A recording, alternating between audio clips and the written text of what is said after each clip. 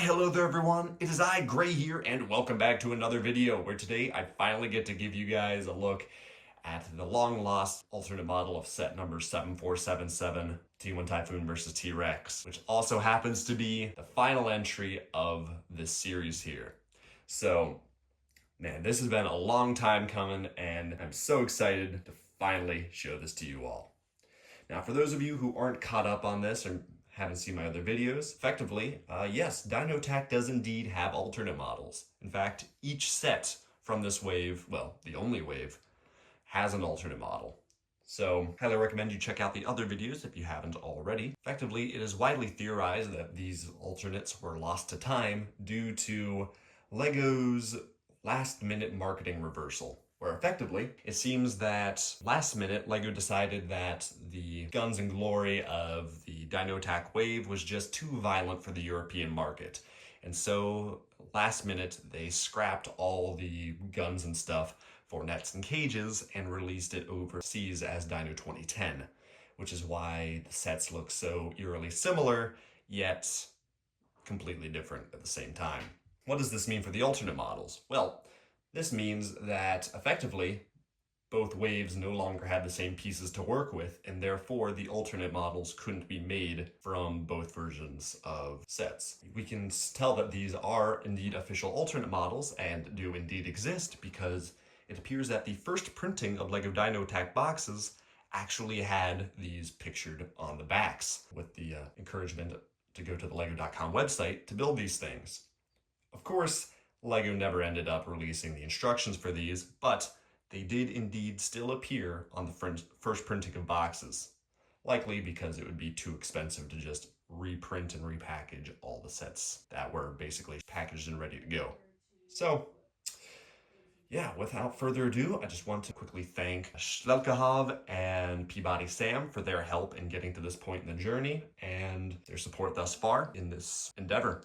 We're finally at the end, just got to make an instructional video and we are good to go. So without further ado, let's jump right into this bad boy. So right off the bat, this clearly resembles a military jet of some sort.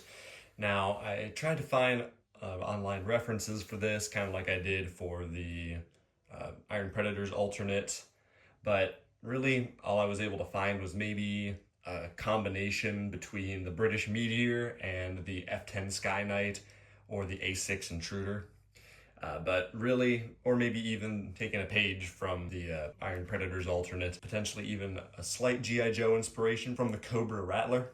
As you can see, it kind of has like a little thruster kind of on the tail, and perhaps that design-wise was translated into the kind of rear propeller here, and perhaps the gunning station on top was converted into this little launcher doohickey, but you know, aside from that, I really think it's not necessarily based on anything in particular, or at least any one thing.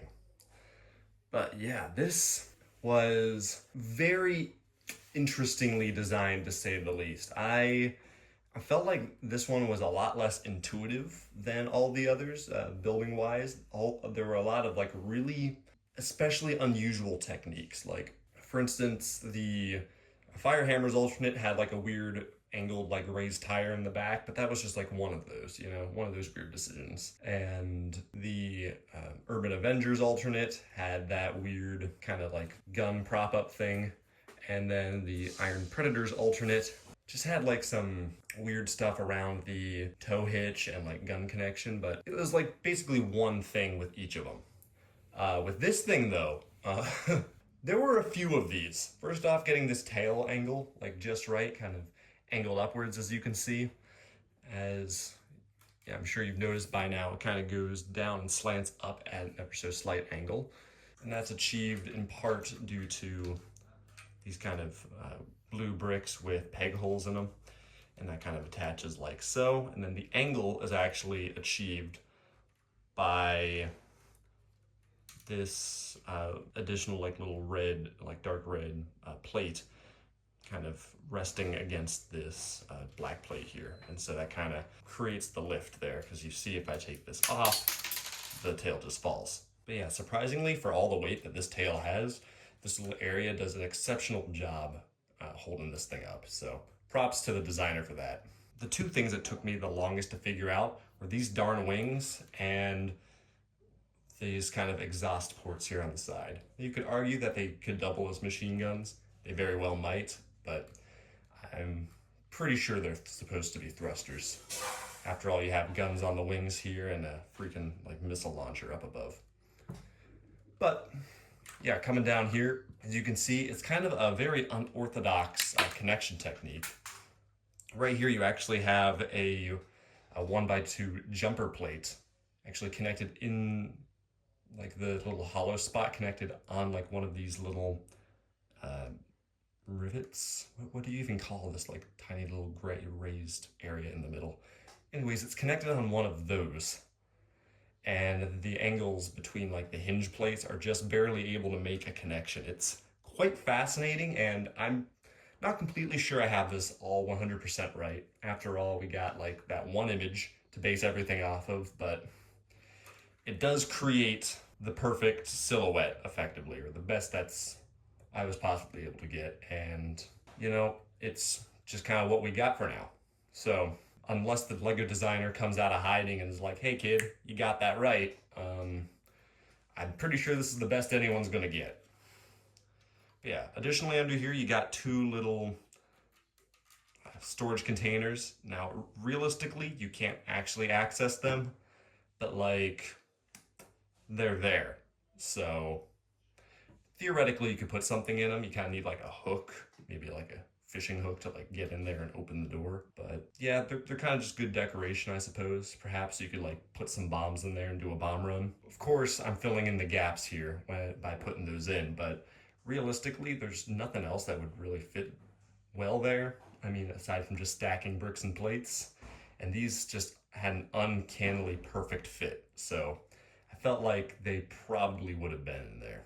This nose, which, you know, it bears, of course, resemblance to the helicopter it came from, but opening up the cockpit,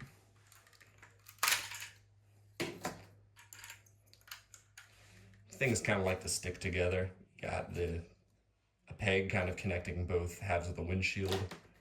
Yeah, taking a look inside, you got one control panel there at the bottom, and then the other one, I guess, just doesn't get the luxury of having a control panel. I don't know, just one wouldn't fit. But yeah, overall though, pretty simple. I'm presuming this guy's the pilot and this guy's the gunner. And yeah, very interesting connections going on here with the thruster to the wing, or the jet engine. I think I already showed you guys in my progress report video, but you can kind of see here, it's very unusual. There's like a little bit of a gap right here that allows the axle to like partly stick out onto the plate. After, like, if this was just fully bricked in, then this black axle wouldn't actually be able to have room to go through because it's going through the middle of this white brick. So another really weird technique that took me a while to figure out. And additionally, just because of the way that this is structured here and how far this is out, this doesn't like fit perfectly against, it's like slightly bowing outwards. So it is a little fragile, but so long as you're handling it from underneath by like these points here, you should be pretty good, and you're unlikely to actually, you know, knock anything major off. Yeah, back here you got a little bit of engine detailing. So taking this off, you can kind of see, yeah, it's just kind of maybe like some form of combustion engine perhaps. You got a little bit of an indent here in the vehicle's frame, so, you know, the gun pit, I suppose, and just able to have pretty versatile movement, you know, able to go straight up and just kind of all the way around. So it kind of feels like this vehicle is chasing after the mutant pteranodon included in the set this was made from. If it is going to do any like striking of ground creatures, it probably heavily angles itself sideways for like airstrike runs, or perhaps even goes entirely upside down for the mission. I know that's possible, but I don't know how sustainable that would be. But yeah, you know, it works just like any other spring missile.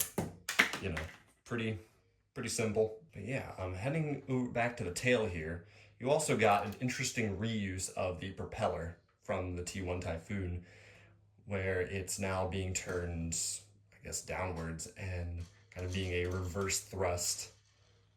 Or was that reverse thrust? I guess just regular thrust, downward thrust instead of kind of like the side to side balance, now providing vertical lift, I should say. But yeah, I just thought that was an interesting reuse of that, those pieces there. And honestly, it really helps add to the unique feel of this vehicle. Like all in all, it has a pretty great silhouette. Like all things considered, it's very sleek. I mean, it does have some very unconventional building techniques, but that doesn't necessarily make it bad. It just makes it really annoying for me as the builder to try and recreate. But, you know, all like those personal gripes aside, it's actually a very solid model. You can see here, I'm like shaking the wings like pretty hard. Nothing's coming off. It's like very solid. Surprisingly so. And like, especially like the wings, I'm especially surprised with just how solid they are. This is kind of the connection you have on there. And you can see, really, it's just being supported by this kind of gray plate here. And then of course it lining up on actually only 3 out of the 4 studs here, because the 4th stud of that tan brick is over here away, not being touched by the black of the wing.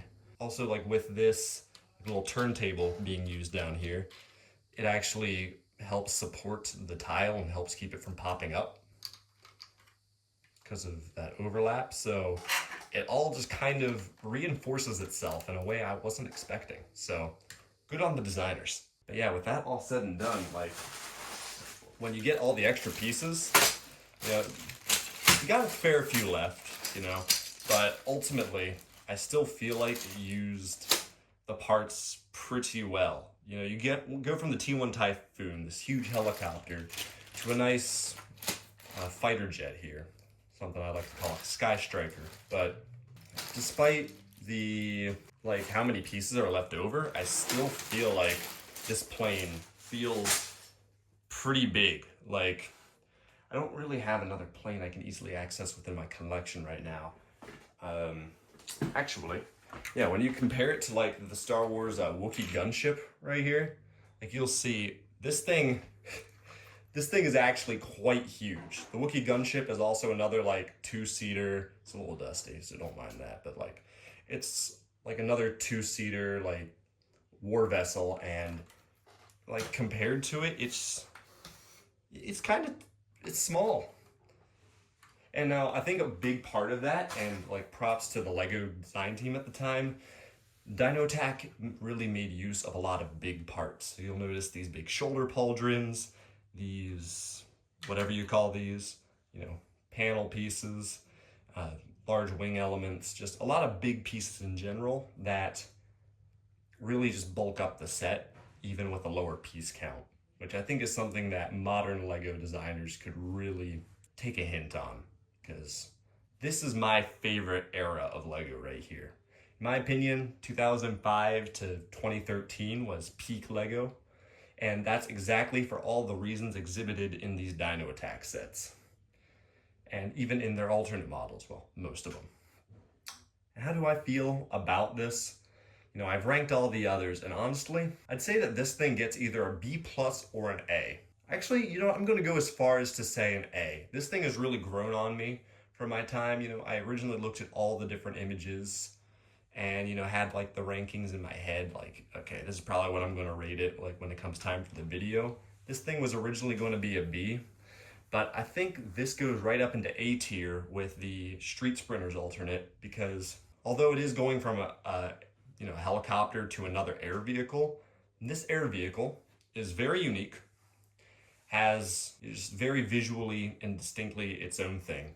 Its design is actually pretty well thought through. I'm quite impressed with all the effort that went into this.